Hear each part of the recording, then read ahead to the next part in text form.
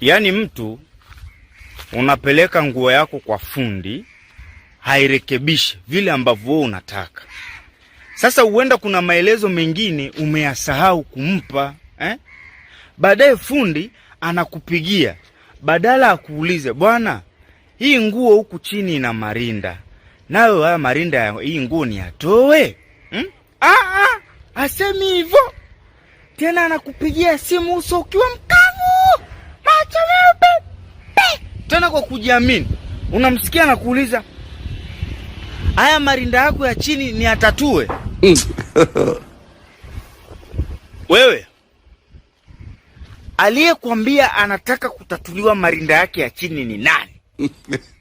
Mimi nimekuja kurekebisha nguo au nimekuja kwako ili nitatuliwa marinda ya chini?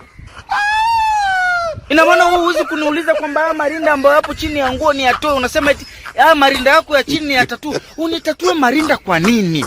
Na nani alikwambia anataka kutatuliwa marinda? Utatue marinda yangu ya chini hiyo. Utatue marinda yangu ya chini hiyo. Which?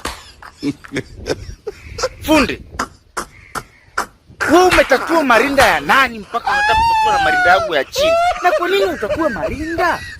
Marinda gani? Aliyekwambia na wewe? Au wewe ndo huwa mbavu?